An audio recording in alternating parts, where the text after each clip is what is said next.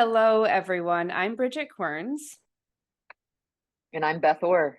and we are joining you because a few weeks back we began recording what has turned into something that we can never really have imagined it would be.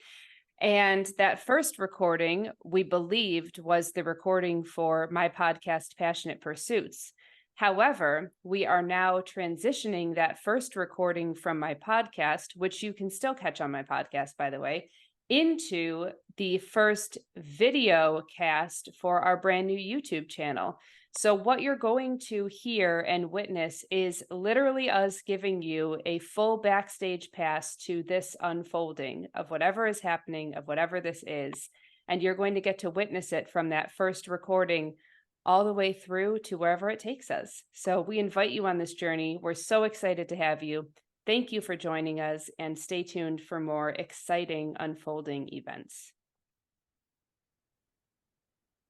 Well, welcome back to the show. Today, I am joined by who has become a dear friend to me, Beth Orr. She is an authenticity and intuition guide, counselor and coach, thought and emotion leader, and as she says, almost as importantly, a recipient and product of personal growth. She spent 27 years in the mental health and wellness industry, and now she guides people as they discover, tap into, and cultivate their intuition. So welcome and thank you for joining me, Beth. Yeah, thank you so much, Bridget. I think that's my favorite introduction ever. Thank Oh, you. well, so if we are being incredibly transparent here, I would love to take the listeners back a few weeks to what has transpired in that time and how this is sort of a developing and expanding and amplifying relationship. So, yeah, I'd love to hear it from your point of view, actually, what has been going on.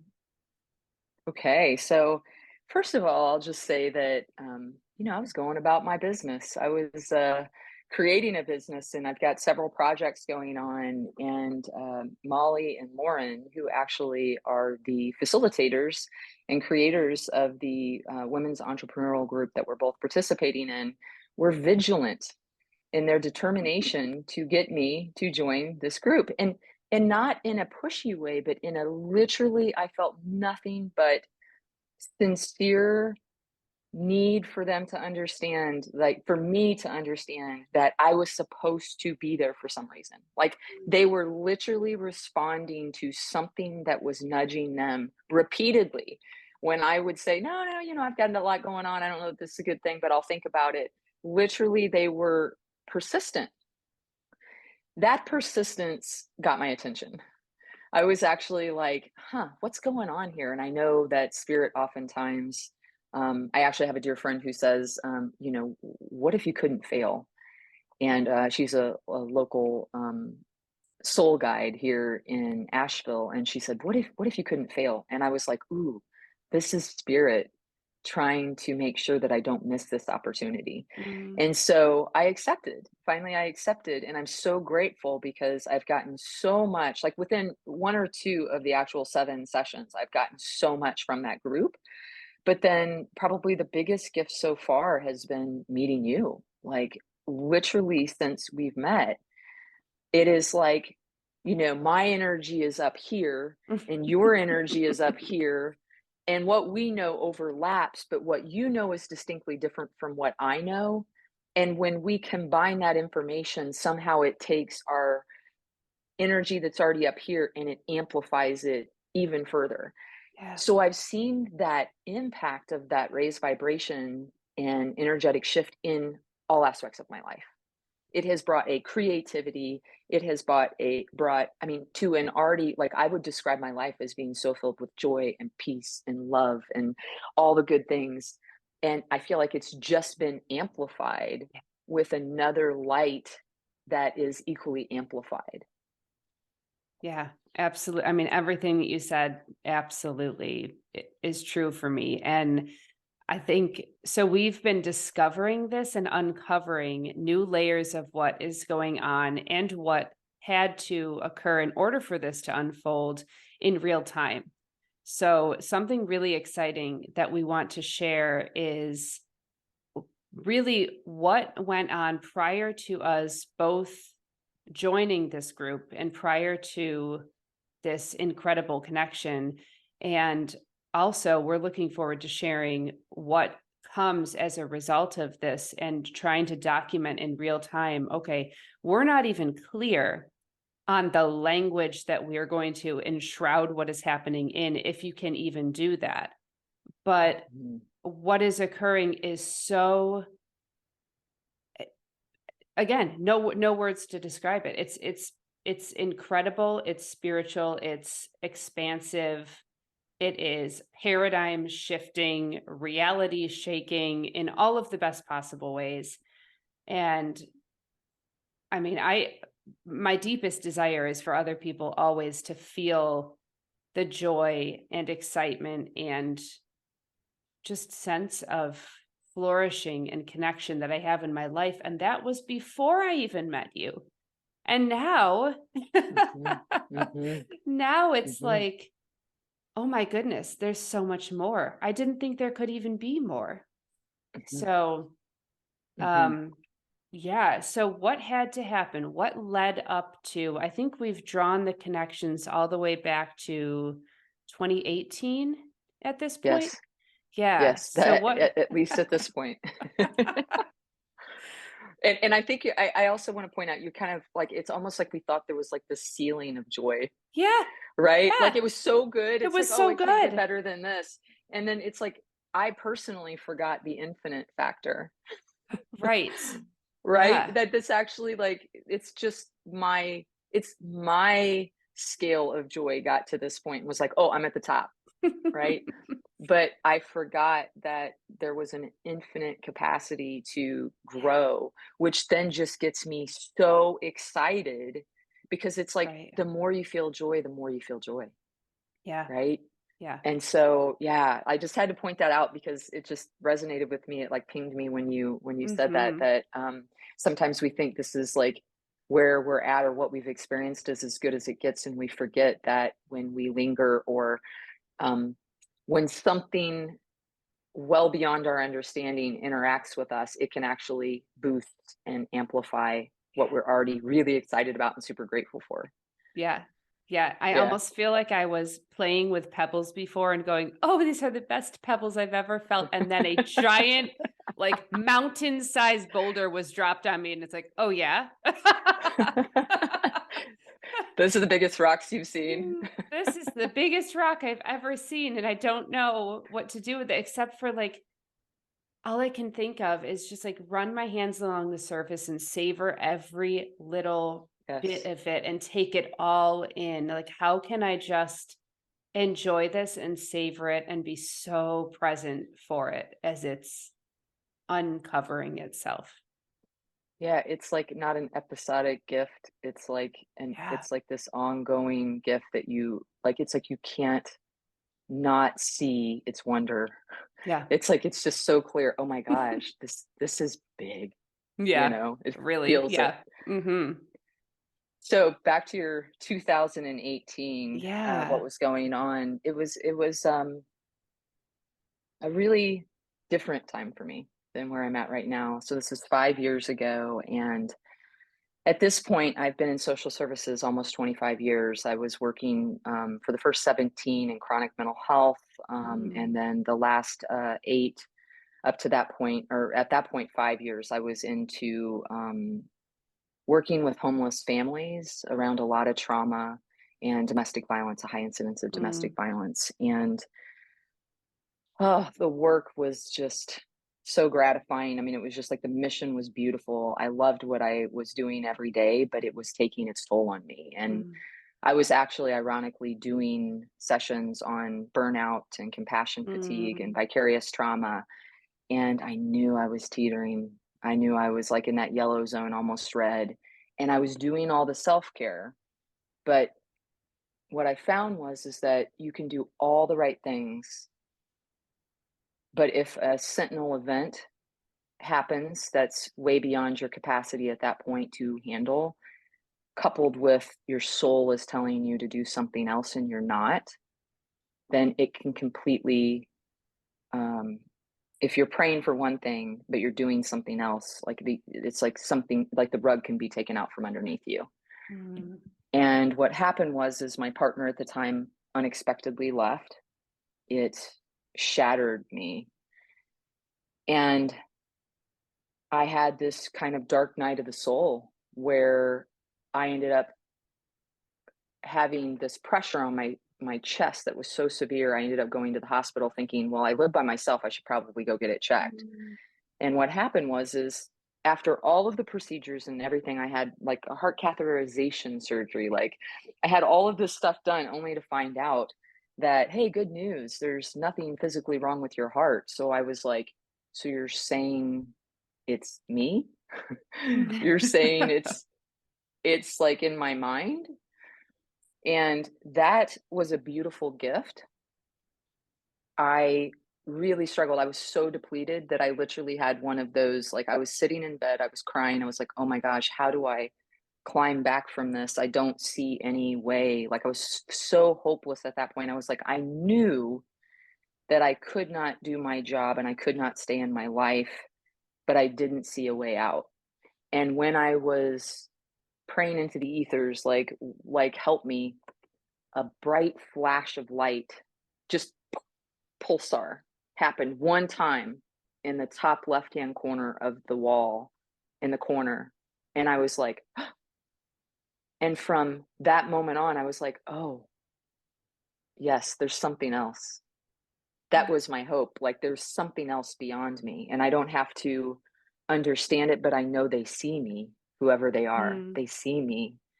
And I'm in their sphere. And although I can't see them, they see me. And it was all I needed in that moment to have the hope to move forward one step at a time. And that literally was the start of a whole new life.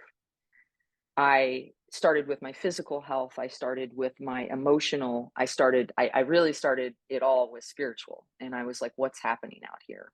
What my old religion isn't working for me anymore. I need to develop a relationship with whatever this is on the other side. And so I did. I started going down a colleague of mine had talked about Rob Bell, and I had leaned into the Robcast, his podcast episodes, and I found my personal answers for what was out there that resonated with me so deeply that it gave me this real momentum in order to climb up and go, what do you want to do with your life? Like, I just started saying, what do you want to do with your life? Because I realized spirit wanted me to do that thing that I wanted to do. Yeah. So that's where it kind of started, with this medical crisis that was really a spiritual crisis Mhm. and an opportunity for me to get closer to spirit, which then I started to see my mind and body as a vessel for spirit, and that I was here for something that was only mine uniquely to do, and it was my job to figure that out. Mm. Yeah. So your story begins, and my story is beginning, although I feel as though they began way before that. But this connection, like, I guess if we were to talk about this, of our relationship as being in a place, in a room together now, it was like the hallways leading to the room, and we're both in our minds entering from a different entrance into this room. And yet the events as we get closer are becoming more and more synchronous. So we're Yes. vibrating in this pattern that is being mirrored on both sides. So also in 2018, I had gotten pregnant with my fourth child, who I vowed I never would have. I had said Mm. very clearly in the delivery room, as soon as Callum was born, I said, I am done, or it is finished, or something to that effect. But it was very, no more, we're done with this. And little did I know my family was not complete yet. So in 2018, I was somehow struck with this surprise pregnancy. And my fear around that was I had had severe preeclampsia with 2 out of my 3 other pregnancies. Interestingly, both of the male pregnancies, I had been very sick. And at this pregnancy again, I was terrified. I didn't want to have to go through that again. I saw it as, if I get pregnant again, I'm risking my life and the child's life. And why would I do that? I want to be here for my children. Right. So I go in to have my first scan because, of course, I didn't know how this happened. I don't know how far along I am at this point. I don't know what's going on. I go in for my first scan, and the ultrasound technician says, "It looks like your due date is November 12th." And I go, "Are you sure about that?" And she goes, "Yeah, why?" And I said, "That's my birthday." So this child, who I didn't expect, is now due on my birthday. And Mm. as we're approaching the fall months, at this point, I'm still a full-time high school English teacher. And I go back to work, and it's early October. So we're still a good month plus away from my due date.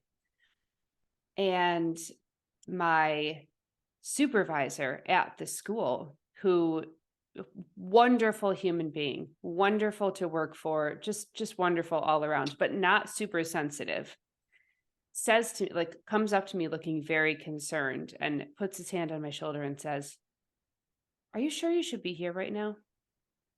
Um, it was like a professional development day, and I'm like, "What do you mean?" And he's like, I don't know how to say this, but you don't look well."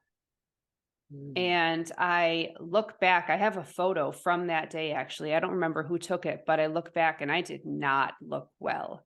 I looked close to death, honestly. I did not look well. So I had been in the hospital multiple times at this point because I knew I had preeclampsia. We had to monitor it. It was dangerous, but I was just trying to live my life. So I go back to the hospital and I'm like, I'm that patient. I'm the patient who shows up at the hospital again after I've been here how many times? And they're like, "Oh, you again? Nice to see you." And surprisingly, they kept me. Well, it was a surprise to me, but they kept me, and they said, "Yeah, this time you're not leaving. You're going to be here till this baby's born." So Mm. there's a whole process that you go through when they've identified you as high risk, and especially when you're identified as severe preeclampsia, high risk, they have to start giving you medications for the baby to make sure the baby's ready, so that if you go into labor, or if they need to take the baby, that baby Mm. is safe and ready to be born. And then also they were giving me a bunch of medications because their concern was, you're at very high risk for a stroke and we don't want to lose you. Yeah. So all of this is going on. Um, just to fast forward through it, I was induced. I called the induction after 32 hours of unsuccessful labor, which was just a joy. And we Mm. had a C-section. Baby was born. He's having some breathing issues, but he, for the most part, was a normal sized, very healthy, very uh, just healthy, very healthy baby. I, on the other hand, did not recover from the preeclampsia. So sometimes when they deliver, that stops the cycle of the preeclampsia. The mother is safe and everything is fine. Sometimes when they deliver, the preeclampsia, for whatever reason, just continues and has not, and doesn't let go. So I'm recovering in my room and I can't breathe. And thankfully my sister was there, because at this point I'm not great at speaking up for myself when I think something's going on. And she calls them in and they do some kind of scan of my lungs, and I had accumulated quite a bit of fluid. I was essentially drowning in my Mm. lungs. Mhm. And so they gave me medication for that. A few days later, I'm looking better, baby's looking better, we get sent home. A couple days after that, I'm still not feeling well. And at this point, I know what the not feeling well feels like enough to say, we should probably head back to the hospital. Right. So I get back, they put me in a private room. I'm assuming it's because I had a newborn baby with me and they don't want me in the, general public with other, communicable diseases.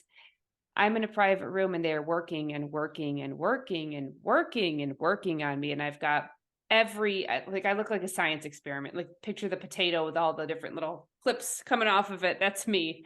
I've got all these lines and they're running IVs and they're pushing this medicine and that medicine. And finally, the nurse walks out and leaves us. And this other, I'm assuming it was a head nurse or a doctor. In fact, she wasn't even dressed in scrubs. This is really odd now that I think back. She just had these plain clothes on, and she pops her head in the room and goes, "It's heart failure." And then just kind of like shuts the door. Mm. And I'm like, excuse me, what? Could you like to come have a discussion with me about what we plan to do about this if this is what you've Mm. identified as the problem? Nothing. Um, but a really odd thing happened in that moment, and I go into greater detail in this, about this whole story in the book that I have coming out. But I had two things happen, and one was I realized how like unimportant this is. Mhm. We take life so seriously. Like everything that happens to us is life or death. It's the only moment we're going to have this experience. And I just had this very wide perspective. Like it all zoomed out, and I was like, it doesn't even matter. Everything is fine. I'm fine. Like I'm great. This is great. And, and I even laughed and like cracked a joke in that moment because of that realization. Everything was fine. And Yes. then I also had the realization at the same time, which is sort of paradoxical, but that if this life were to end now, I would not be satisfied with what I had given of myself. Mhm. And that was the bigger realization. So that was my turning point, just as you describe it, of wake up. What are you doing with this life? Even though it seems so insignificant, you have a part to play, and your part is really big, and you Yes. haven't figured it out yet. Like, Yes. take another look at the script here. You're the main Yes. player, you know. Yes. Um, so that was my turning point and my realization as well. And can I just say, when you described the words you described in your dark night of the soul, and then seeing that flash of light, you're getting into the law of one materials now. I'm far advanced into like the 90s now of the sessions, but you will see that they start to talk about these archetypes of the mind, Mm. archetypes of the spirit, archetypes of the body. And the beginning archetypes of the spirit are the dark night, which is the matrix of the spirit. In other words, that's the place from which it's birthed.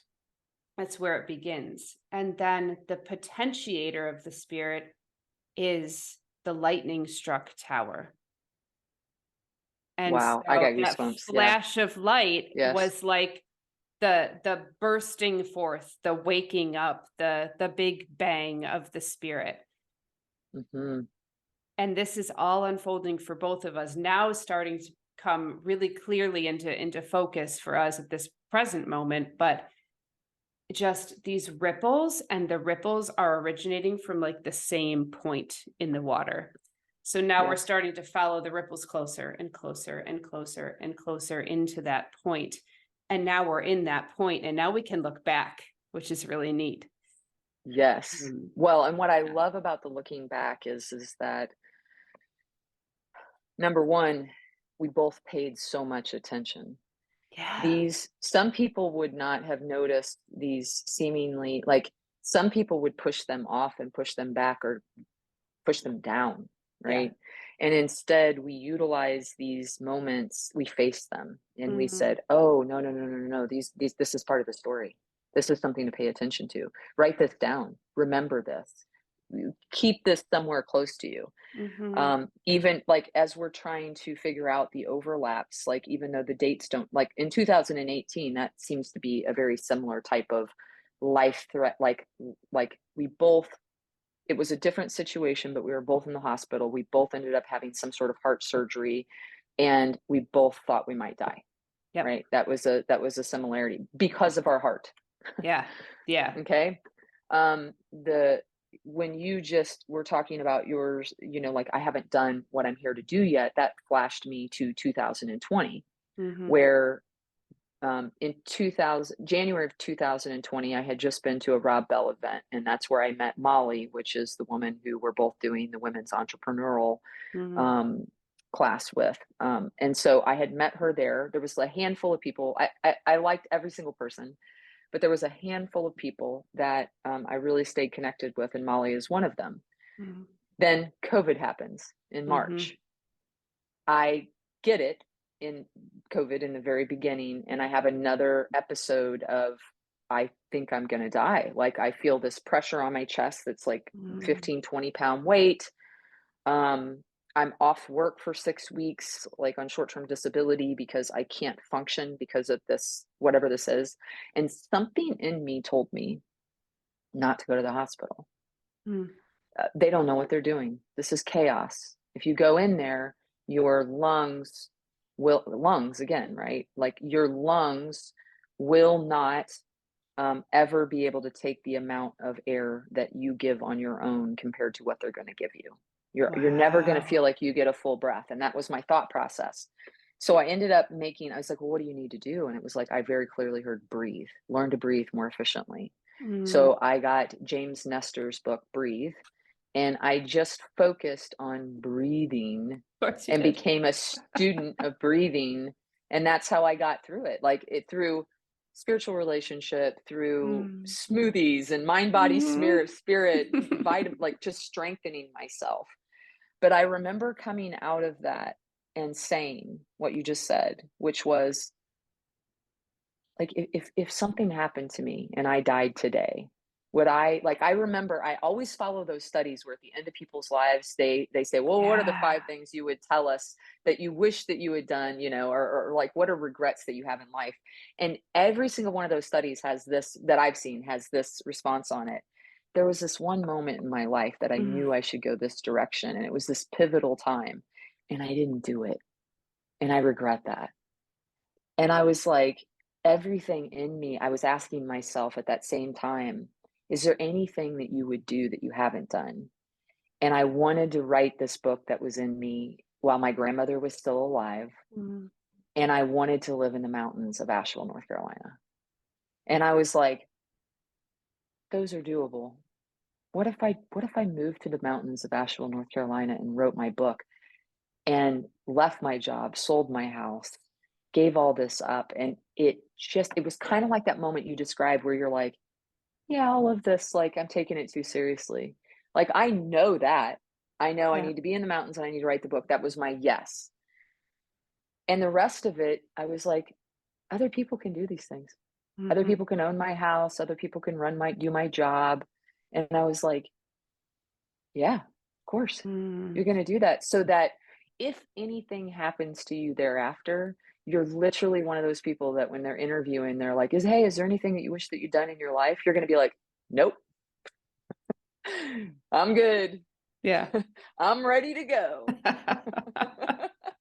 And I was like, that was super important to me for some reason to be like, buckle up, we're going, like, I don't know where this is going, but there's something in me that needed to not have regret, Mhm. to not want to be in that moment where I regretted not following whatever this was. And I almost took it like a student. You probably have known me well enough to know I dive in and I say, well, what would it take for me to be more brave and take more Mm. risk? Mhm. And I started doing that, and surrounding myself with people that were brave and taking more risks, Yeah. asking them, how did you do it? Yep. Because it's a real thing. We forget that it's a muscle, it's a skill to do those things, and the more you're brave, the more you're brave. Yeah.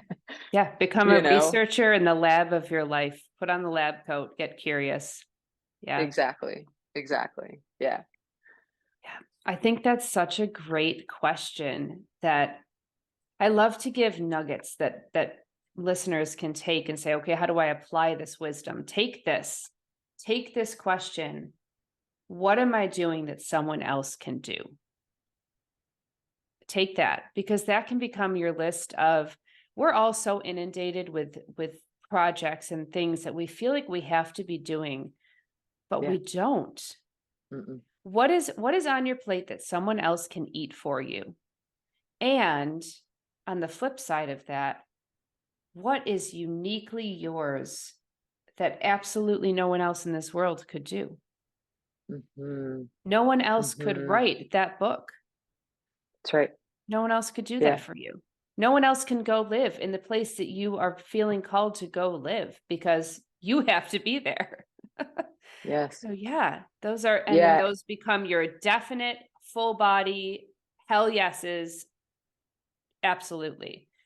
Yeah. And I think, the mentioning, Rob Bell was pouring into me with the podcast, like I started to just voraciously consume whatever spirit was telling me. So my intuition was popping with all these thought leaders that just kept coming to Mhm. me, like um Wayne Dyer and Rob Yep. Bell and Gabby Bernstein and Michael Bernard Beckwith and Mind Oh my Valley. gosh. Mm. Right? I mean, just like all Lisa Nichols, like all these people just kept coming, like Oprah Super Soul. It was like one episode would stand out and be something that I Mhm. needed. And so in Mhm. that moment, that was Gloria Steinem. I actually had a magnet on my fridge that said, and I'm going to butcher this like quote, but it said something like, do less of what others can do and more of what you can uniquely do. And that really, like, what I think is we see all these little quotes from people like in front of me right here by Rumi. What you seek is seeking you. When we get these little nuggets, and you've got a story, when we get these little nuggets, this is literally the universe saying, I'm giving you wisdom. I'm giving you ancient wisdom. Are you going to pull out Rumi? Because I have the I green sure version am. of this. Or Oh no, yeah. Hafiz. You're pulling out They're Hafiz? both in here. This is Love Poems from God. Yeah. I have that same book on my shelf. Yeah. Mhm. Yeah. But yeah, so that book actually, it's odd that you're saying that, but that book was like I was looking at that every single day during this time, right? Yeah. So these you can't consume everything all at once. Yep. But what you can do is like so people will often say, "Oh, it's just too much." Like people like we tune into ourselves. We tune Mhm. into ourselves in silence. And when we tune into ourselves in silence, the right quote stands out to you and you get that and you put it Yes. on your refrigerator and you pass it every day and you're like, this is working on me. Yep. It may be the 50th time that you look at it and all of a sudden it clicks with you. Mhm. I have a long Wilkie like poem on my refrigerator that literally for 3 years I was like, I don't even know what this is saying. And finally, one day I looked at it and I was like, it was like it unlocked. It was like almost like I was the version of me that could now Oh understand my it. gosh, that's so good. Yes, that's so Right. true. But Yeah. I knew it was important and I knew I needed to keep it close. But I wasn't the version of me yet that could understand it. But at some point, that version of me looked at it and was like, oh my gosh, this is brilliant. I was like, oh my gosh, this is so good. Yeah. And so it's like you get what you need when you need it, when you tune out what isn't important and what does and how you know what doesn't resonate is it doesn't resonate. Right. You're like, I'm rejecting this. Yep. I'm not ready for this. But if something like you're like, ooh, I want to understand this more, get it, keep it around you, marinate, pass it often. And it's like, don't get mad when it doesn't resonate yet. Just keep the Mhm. practice of going to it because it's kind of like meditation. Once you do it enough, it clicks inside you, and all of a sudden, something in you is unlocked. And you're Mhm. like, oh, this is what people who are saying meditation is so important meant. Mm. Like, it's a universal experience. And so we think, oh, this isn't true for me. No, it is. We just haven't done it enough at that point to understand or walked around it enough or gone deeply enough to see the benefits of it, right? Yep. Yep. Mm. But yeah, so there was a lot of people pouring into me with different pieces of information that would be unique to me at that time with what was going to resonate. And that gave me the confidence and the clarity that my only next right step was to move forward. Like with Mhm. you've got to sell your house. You've got to Mhm. resign from your job. You have to go. And for me, it was like not doing anything else. I was like, I wanted to, something in me said, once you do this and you're healing yourself, then I'll reveal the next thing. Just do Yeah. this. Yes. Oh my gosh. Yeah. Right. And Yeah. that really resonated with me. I was like, wait, I've got no assurances I'm going to leave behind this amazing job and this amazing house for I don't know what. And I very clearly heard, well, you do know what you're Right. gonna be writing a book, and you're going to be living in the place that you said was where you wanted to live, and the rest is going to be revealed then. Yeah. And if you fast forward to my life now, I'm literally like, I literally could not be happier. Like I no, I could, No, we but could. I but I'm quite satisfied. But I'm so curious. So I'm still hands open receiving. I'm Yeah. willing to go higher. But it makes sense to me that this is my home, and there's a Mhm. vibrational frequency here that resonates uniquely with me. Mhm. And the people who are most aligned with me, there's so many people around here that like we right, we raise each other's vibration. Yeah. And then you have these little moments like what we've experienced, which is like, oh, you think that everybody needs to be around you, like directly. But it goes to the power of we don't have to be in the same place as somebody. Like we've Yeah. never met, but Which yet is look at the crazy because we impact. totally have. I'm I know, convinced of it. Yeah. I know. But yet Yeah. we have not physically in this life yet Lifetime. Yeah. met. And yet look at the impact that we've had on each other's life in a very short period of time. Yeah. And like physical, like when we say impact, we're not just talking about this vibration that we share, but actual physical things showing up in one another's lives, unaware of the fact that we're projecting that out.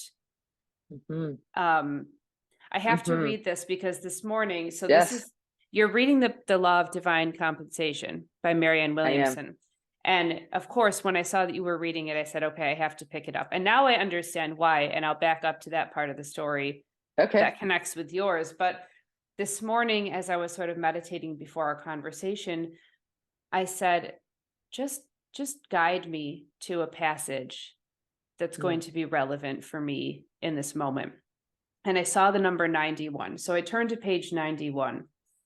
And on 91, there is a discussion about praying for a miracle. And then when the miracle comes, it's not as you had imagined it. And some Mm. people will allow the ego to take over and push it away and say, but that's not what I wanted. And some people, this is what it will happen. What would a miracle minded process look like instead? First, once you pray for a miracle, consider it done.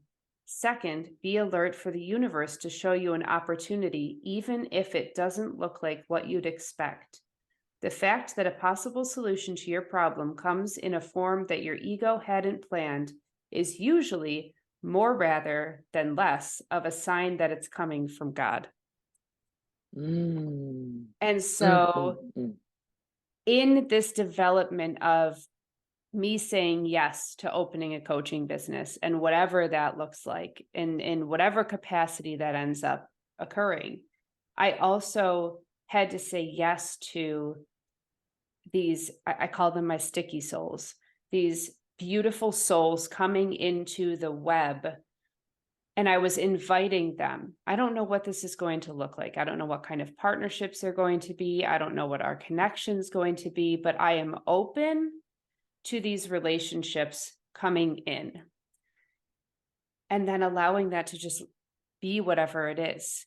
And every time one of these comes in, it's like, oh, wow, totally not the way I would have pictured it. And our relationship is one of those. And I have to say, our relationship is absolutely like the most powerful of those that I've experienced yet. Like, holy goodness, I couldn't Mm. have, there's, I could not have conceived of something like Mm-mm. this. Mm-mm. So the books you mentioned, every single one, and I'm sure there are more, but every single one you mentioned were books that I brought onto my shelves as I was going through after 2018, 2019, 2020, 2021, 2022, this process of who am I and what do I have to offer the world? All Mm, of those were authors who have found their way onto my shelves who were instrumental in guiding me as well. yeah. And Rumi, actually, I love the poem about, I'm going to have to find it, but it's about a bird in a cage. And Mm, Rumi says something about, I hope you don't mind if I pry the bars open for you. mm, And I said, mhm, oh, yes, yes, that's, mhm. mhm. Well, and honestly, when you say that, I think that's non-violently what every thought leader has done for me. By the way, That's funny. That is absolutely what every take a screenshot. yeah. That's what every thought leader or every person who's made it in front of me, whether it's their whole book, whether it's a passage of their book, whatever it was, that's what every person has done for me. They've been a part of prying that cage open. Mm, Like, and I think that's what they taught me also is that's who I want to be. That's mhm, what I've always mhm, wanted to be. I've wanted to be somebody. I've always been that person in my life that if I and it's odd because it's the antithesis of like when I was growing up early, I was an only child, and then later in life I started to have siblings join, half brothers and sisters and stepbrothers and sisters. But early on, I was an only child, and kind of unexpected or atypical. I was definitely that person who was like when I would learn something, I always had this desire to share it. mm, Um, like this, ooh, this was something that I learned that my gosh, it made my life better, or I had less suffering, or it, illuminated a path for me. And certainly those are adult language for what my little self saw. But it was always a desire in me to, and I appreciated when other people did it. And I think that's mm. what these books and this knowledge is, or even these little quotes people are leaving us like you have said, and I love this term. These are like cosmic breadcrumbs. Yep. That is brilliant. Like that is absolutely what these are. These are the universe saying to us, pay attention.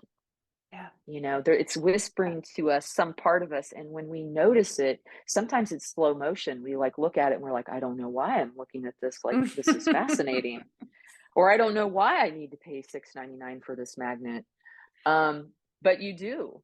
Yeah. And that's like the deeper part of you, that wise part of you that's linked to the invisible, that's like, this is ancient wisdom. People are sharing it Mhm. and they're putting little colorful, they're making it art, they're prettying it up for you, but make no mistake, it is significant, Yeah. right? If you Yeah. take it into you and you slow down in your life enough to receive it, what it can do to your life, like what it's done to my life has been, Mhm. I don't have like I have to say this thing real quick. Like in my old life, everything was go, go, go, busy, busy, busy, Mhm.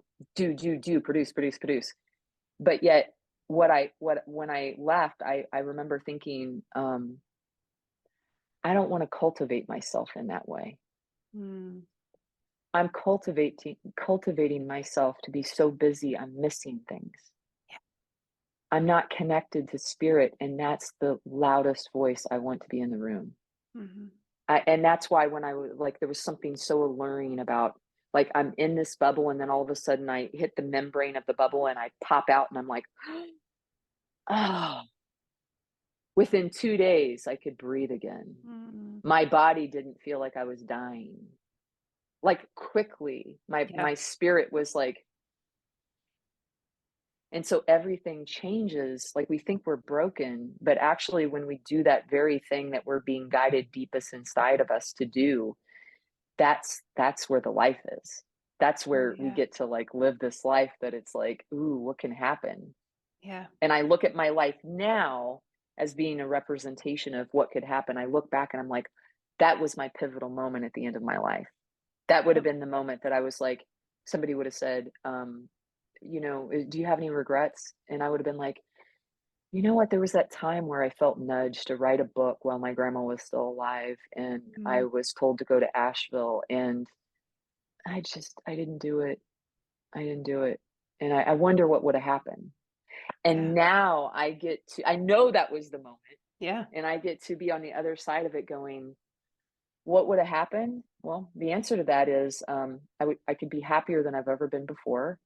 I can have love and joy and inner peace and a sense of purpose that's uniquely mine, have incredible amplified relationships that surpass anything that I could ever expect. I could feel a sense of belonging and home like I could have never imagined. That's what's on the other side of that, Yeah. Yeah. right? Right. Yeah. It's, but responding to that nudge feels like we're being ripped open. Yes. And I want people to understand this. It's not easy. It sucks. It Yep. hurts. It's scary. It's all of the things that you're afraid it's going to be. And there is something about you having to feel that and meet it with love and compassion that once you get through, it's unlocked. It's this picture that I posted on Instagram either yesterday or the day before. The cracks are where the light gets out. Like, let yourself Mhm, crack open so your light can get out. You are made of light. mhm, You are so life-giving. And if you don't let yourself crack open, then there are so many people who aren't going to see your light. But you're not mhm, going to see that you're light. mhm. So yeah, Yeah. it is. It is really hard. It is really scary. It does hurt. Yeah, of course. Of course it does. Nothing can grow without there being a breaking. Mhm. You know what, though? I think that thank you for mentioning that because sometimes we don't face that truth that that's why people don't move forward because there is so much loss, Mhm. grief, Mhm. suffering. But I was on a call the other day. I do these Zoom calls weekly, and I was on one of those calls and I was talking to somebody about how we either sign up for this like low grade disappointment, sadness, pain, Mhm. throughout our life because there's Mhm. something that we're not responding to. And sometimes we have spikes of it because it gets like ramped up and we know that this is that moment that we're being asked to pluck out of it, but we do or we don't, Yep. which means that proportionate to our prayers, probably asking for Oh help. gosh. It's like to me, I was like, I pictured me being like these moments of like, help me. And then that's when the hurts more because Yeah. you're literally like the help comes from you removing yourself from it, which is so much pain, right? Yep. But you're either signing up to stay in your life with this low grade and spike of pain, or you have the temporary pain and discomfort of change. Yes. That always on the other side of that is new life where Mm. it feels expansive. It Mhm. feels exciting. There's Yep. room to grow, right? Yeah. But you have to like realize that it's like long pain or Yep. temporary pain, you Yep. know? Yeah, two things about that. Um, one, I'm thinking of this blog post that is going to come out. Well, I mean, this episode will come out after it comes out, but this blog post that's coming out about glass floors. So when I was a child, I visited Toronto with my parents, and at the top of the CN Tower, there's this round observation deck. It's really cool. And there's a floor in the building that is completely made of glass. So, I have vertigo. I have a fear of heights. My knees are getting like jello just thinking of telling you this story. So I approach this glass floor and I kind of peek down and I'm like, "Whoo, no way. No way." The alarm system is going off in my body going, "You cannot step on that floor. You will die. You will fall and you will die and it will be bad." Right. And the other one is going, "That's just a lie. It's a floor. Do you see how many people are walking over this floor right now? None of them are dying. You're not going to die if you step on that floor." And so child me like lays down on this awful, dirty, disgusting floor, lays down, closes my eyes, and like scooches myself onto the floor. So in case the floor breaks, only part of me will hang over the ledge and they can rescue me and I won't die. Okay. I can be Yeah, brave, but I'm shutting right. my eyes. Right. So I like peek my eyes open like when you're watching a horror movie and you want to see it, but you don't want to see it. And as I'm peeking my eyes open, there's the profound realization. I look down and I Mm, see the scene taking place beneath me. And I realize all of this fear that I'm feeling in my body that is so real, those people are completely unaware. They're going about their lives. Nothing is going on. They're not feeling this fear. It's not real.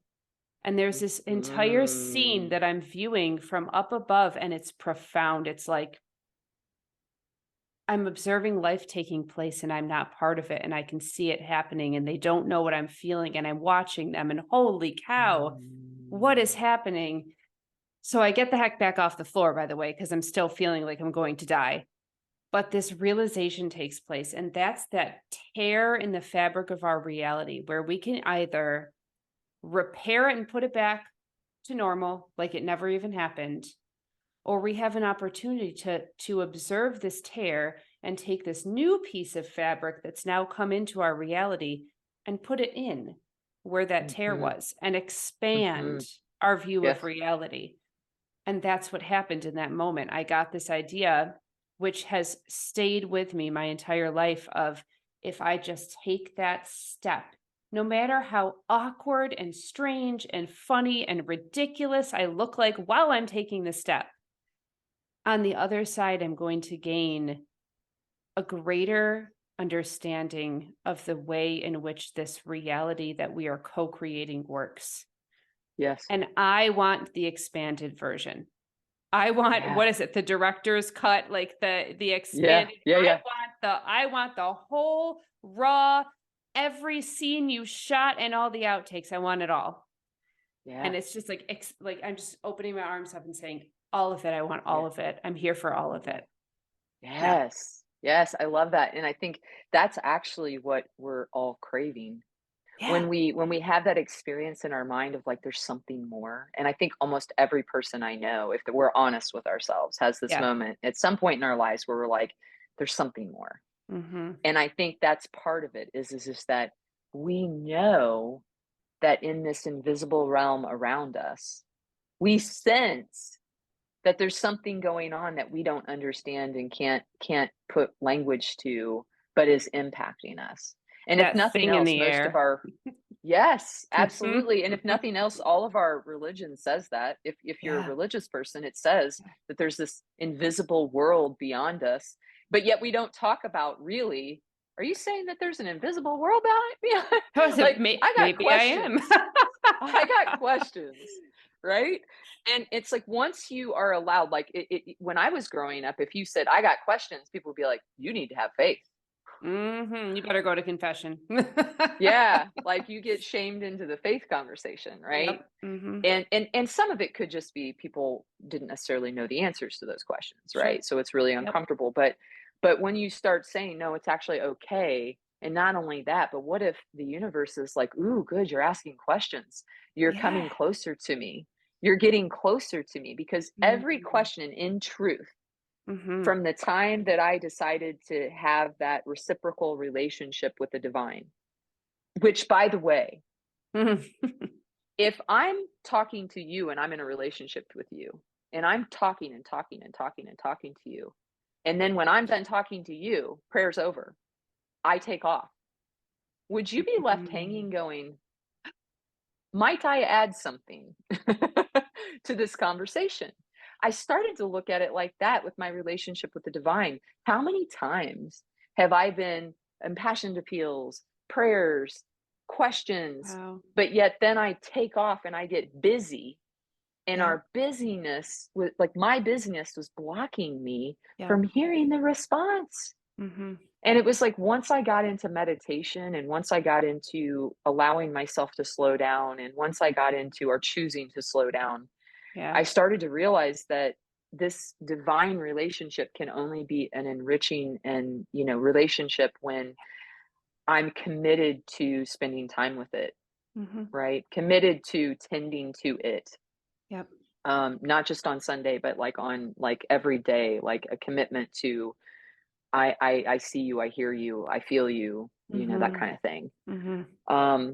So yeah, I do think there's something in this world where we know that that's a thing, but because it's not so directly spoken, we're kind of suffering in silence with how do I enrich that part of me? And I think that's always the first step in cultivating a life that's truly ours is connecting to that unique individual energy and experience beyond you that is meant for you. Hmm. There's some elements that overlap and look similar in all of our lives and maybe even the way that it's structured, but the experience that we're all going to have is different. Just like everybody who knows you has a different experience with you, Yep. right? So it's there's no comparison.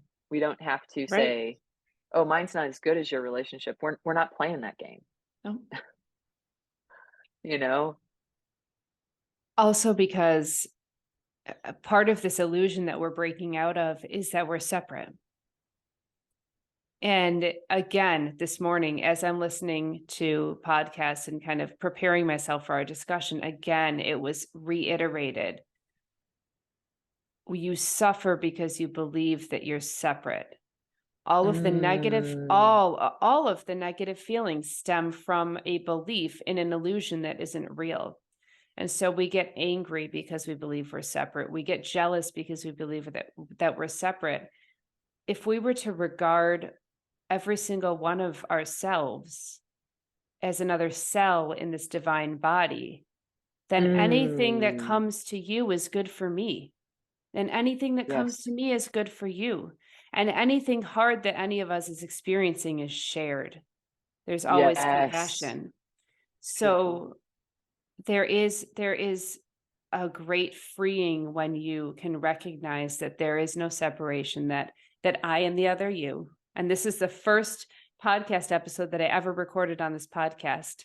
My friend Casey said, I am the other you. And that was my Mhm. first time experiencing that thought and that remembering. It's just such a beautiful, wonderful, expansive way to view everything that is occurring with us, that there is no Mm. separation.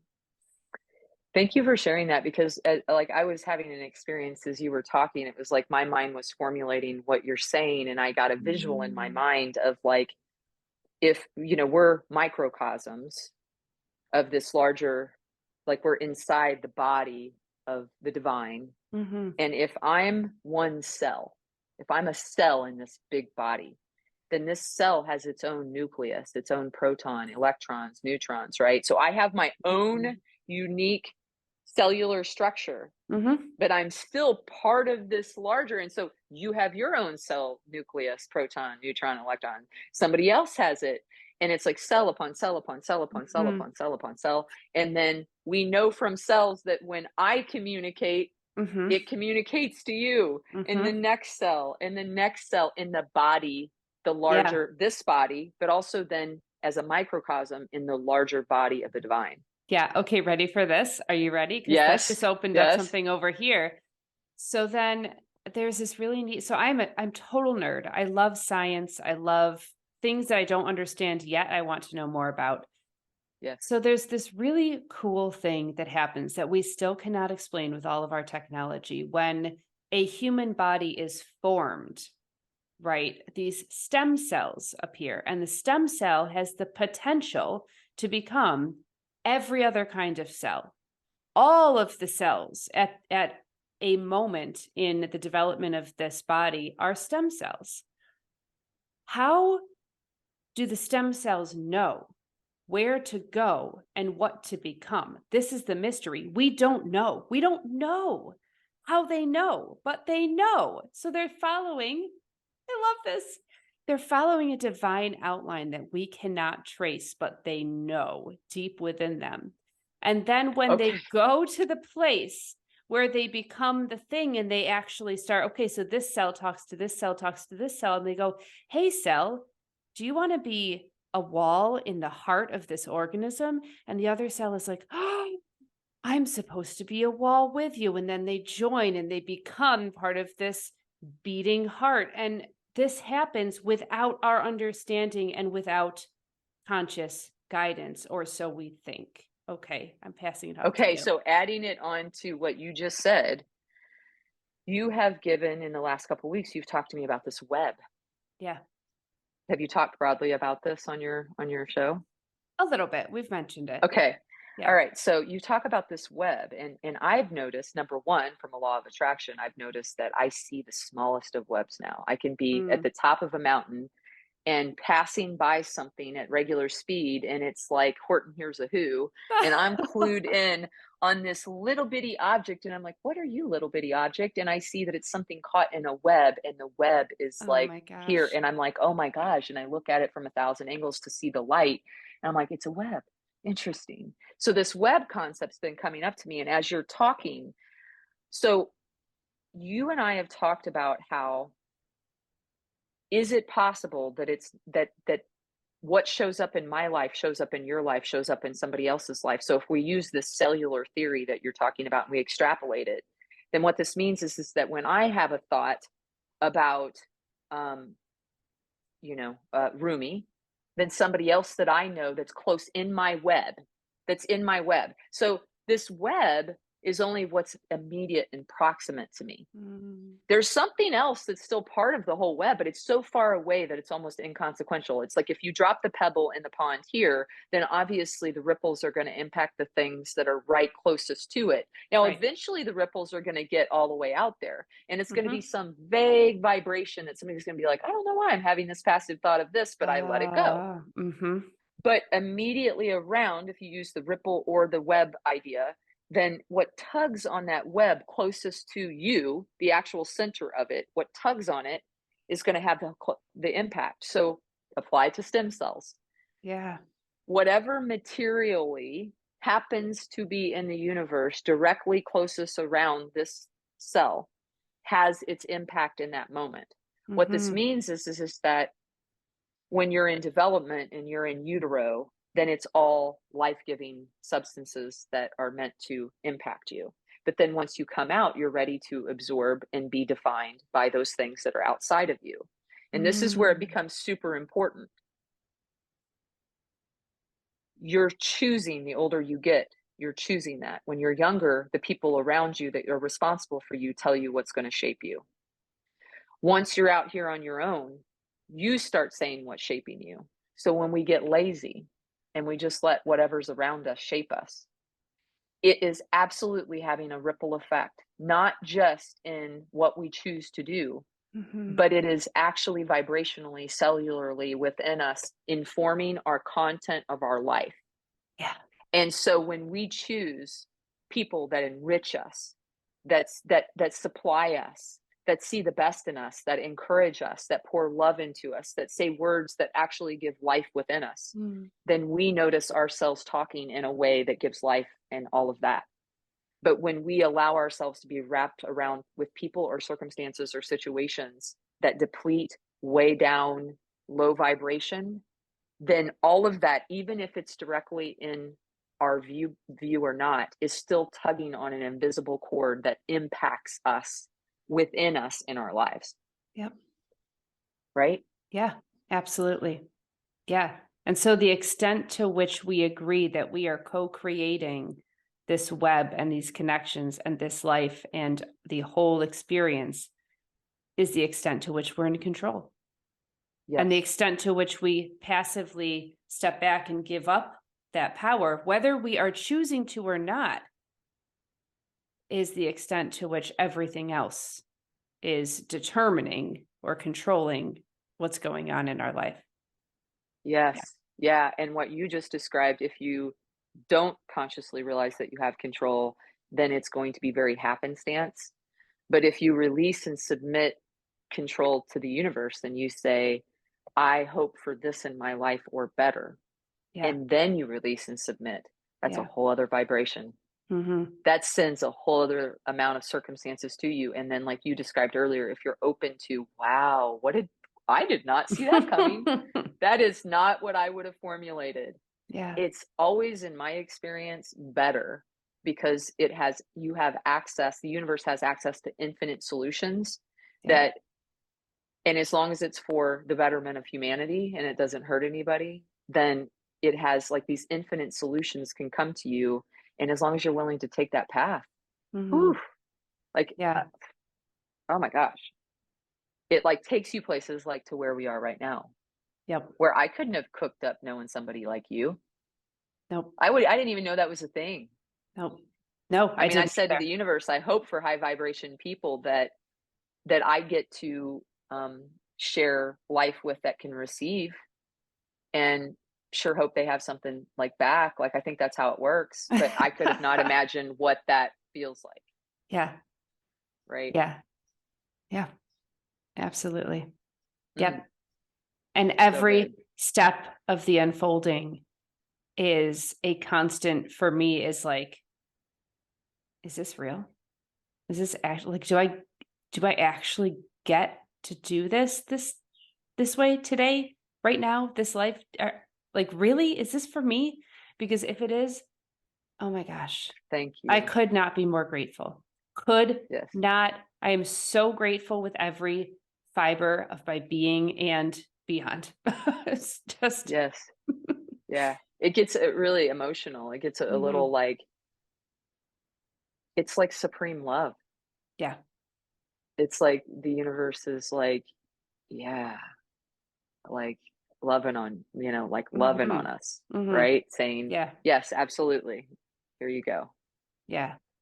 Yeah. And I honestly think it feels like to me when you're aligned with your greatest joy and what really lights you up. I think if step back a little to, I missed that class a couple weeks ago, and I was reviewing the video, and it was such Mhm. an instrumental question that I heard. Which, by the way, I could have gotten lazy and just not done the video and just joined back in. But something in me said, no, no, no, watch these two videos. Like you don't want to miss anything, right? Mhm. And the question was, what would you do if you couldn't fail? And I've built a whole bunch of things. Like I've been doing things that I'm like, okay, this is what I'm supposed to do. But when that question came into me, I answered with something slightly different than what I was doing. Mhm. And then I had to say, oh, well, if that's my thing, and it just brought me so much joy and it didn't make sense and I didn't have a path. And I was like, how do I do that? And I was like, no, no, no, just be honest. If this is it, you don't have to figure it out. The universe will provide. Yep. Would you want to do this? And I was like, oh yeah. Like, oh yeah, you got to say this out loud. You got to say this out loud. This is really exciting. And then I did. And I said it to you. Mhm. And what did you do? When I said to you what I wanted to do, Yeah. do you want me to share what I Yeah. said? Yeah. Yeah. Go for it. Okay. Yeah. So I said, if I'm really honest, I would travel around, talk to people, have just meaningful, genuine conversations because I love people. I literally look at people and I'm like, who are you? What do you do? Mhm. How do Mhm. you serve the world? What's happening in your sphere? Like I'm genuinely, I come in hot. I'm like, I want to know you. Right? But I literally believe in all cultures that somebody has this unique wisdom, this ancient wisdom Yep. that is a different vantage point that gets to the discovery that you're talking about. Like I desire knowing more about what's happening here and what we're doing and how can we say things and different people say things in a way that it's a click for somebody that they're like, ooh, whoa, that really Yeah. resonated with me because I know that probably people have tried to tell me 50 different ways the same thing, but one person said it in a way that it was like, yes, this resonates. And I want to have those conversations with people to where something in our discussion, like today, clicks with people and they're like, whoa, Yeah. my life will not be the same. And we're part of this co creation, we're part of this Yeah. expansion. And I don't know how that gets funded, but I just know that that's what I want to do It more than sure anything. does. you know? And then what did you say when I said that? I said that would be dope. I Yes. had to, Beth. I had to. I know, right? Exactly. Exactly. Oh, Right. I don't remember my exact wording. Do you remember? You said, I have never said this out loud to anybody yet, but if I'm truly honest with myself, that is something that's been percolating in me Yep. too. Yeah, That's what you said. You didn't say percolating, that's my exactly. word, but Oh, that's what I you mean said. coffee, yes, but yeah. Right. Right. That's exactly, yeah, that's exactly it. And I've had little glimpses of what it could taste like, or what it could feel like, or what one little section of it could look like. But it wasn't until we melded that it was like, oh, that's Mhm. exactly what this looks like. Because Mhm. I think, and if I'm going to step back to us walking into this room, every Yep. single step had to be aligned the way it had to be aligned. And I couldn't have stepped into that room 1 second earlier because everything had to be as it was Yes. in order for that timing, this relationship right now, right here, so far beyond what I can grasp, all of these things had to be in place. Mhm. And so it wasn't until we met and then that portal opened up and we said, Yep. oh, I've never had this happen in a relationship where it gets so expansive and it gets so what's our word? Um Amplified. Amplified. Thank you. Yeah. Like Mhm. usually 1 + 1 is 2 and 2 is great. It's more than one. But we did this 1 + 1 is infinite. And we're like, what? Wait. Oh, define math. What's going on? Mhm.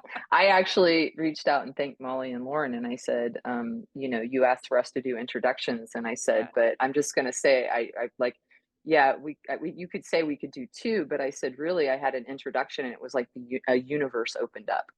Yeah. That's how I described it. Like it It's was like amazing. this beyond something that's calculatable, Yeah. you know? Yeah. And I told Molly the same thing. I said, I don't think you understand what you just did.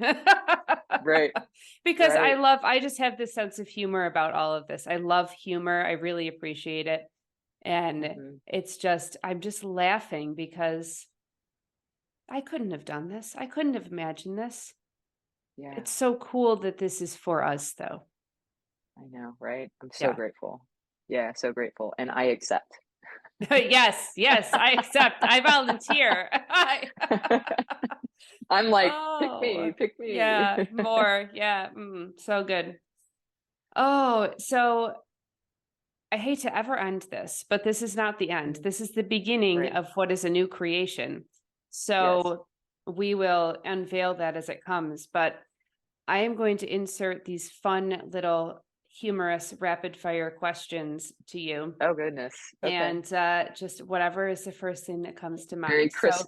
Wait, who is this? Is this Oprah or is that who does that rapid fire questions at the end? I don't know. I may have gotten the idea from Bridget. somewhere, but yeah, Yeah, it's Bridget me. Yeah, does. yeah, Yeah. that's this Okay. creation. So All right. my son is getting into the car this morning and asks for this song to be played, and it gave me an idea for a question, which is, what Okay. is like this random, strange song that you enjoy that people would be like, you like what?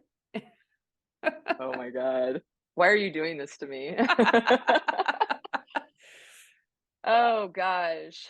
Um, okay. I can't think of the title of it. Um, Oh, but does that it's mean you Michael have to sing Bernard. it? Wait, Mike, Okay. no, Michael Bernard Beckwith. Michael Bernard Beckwith has a song, and it's like he has it for his agape group. Like it's like Mm. something in like something in paradise, but it's like a music video. Oh my gosh. Are you looking it up? I'm writing it Because down so I can link to it because I'm gonna have to so link just to it put now. Mike. Anybody out there, put Michael Bernard Beckwith song, and I swear to you, there's something like it's like it's like when you listen to The Secret for the first time and you're like, it's a little cheesy, Yeah. but the representation, but the facts behind it are so solid and true that you're like, this song is so catchy. And when I need a pivot in my mood, I turn that song on and I'm like, yes, I'm dancing. I am happy. It's on. Amazing. Amazing. Yeah. For the record, the song that we were playing was the hamster dance. Okay. And he calls it something like the Dee-Ba-Doo song, which is just the cutest thing ever. I Oh my gosh. love it.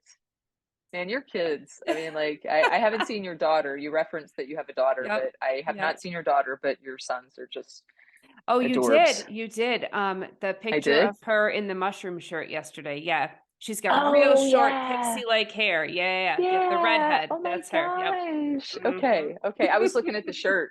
Yep. Yep. So good. Okay. Yeah.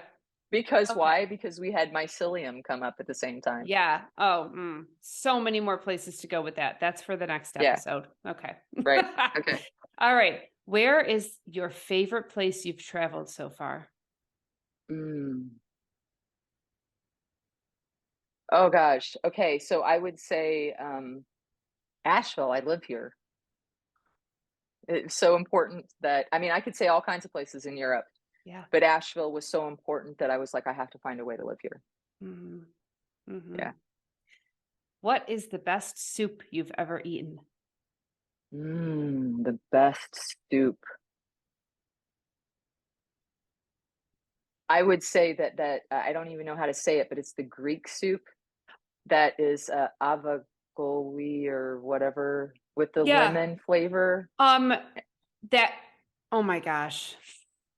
Avagolami or something like, I don't know. Avolimonio, because Yes. it's egg and lemon and it's got rice Yes. in it. Yeah. Yes. Grew Egg, up lemon, on that rice. soup.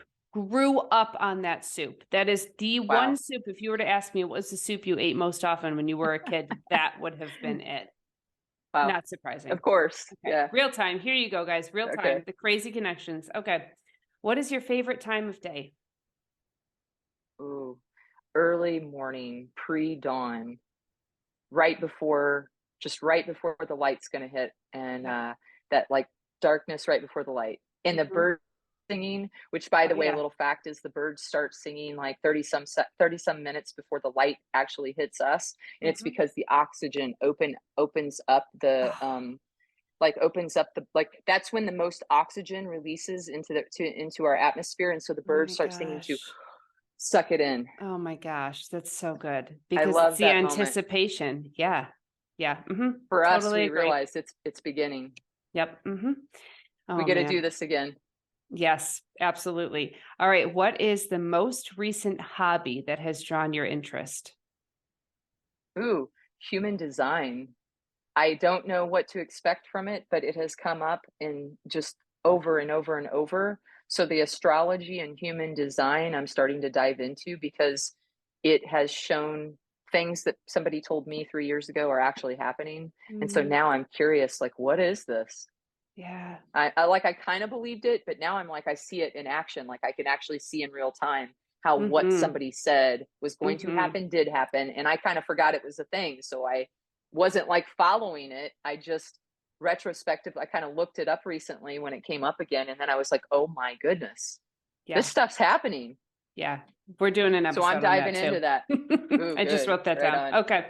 Okay. Okay. If our listeners would like to get in touch with you, what's the best way for them to do that? Yeah, my website, www.bethorr.com, BETHORR. And you can look at my offerings there. I also have an email and a phone number. So reach out to me and just, Yeah. if you want to know more about my offerings or want to just hook up in some way, or maybe you get a divine nudge, like I'm in. Yeah. Yeah. Yep. Make that connection. Yeah. Oh, this is just the beginning. I can't Oh, wait for everyone to hear. Yeah. Instagram, Beth Orr Yes. three Ooh. three three. Mm-hmm.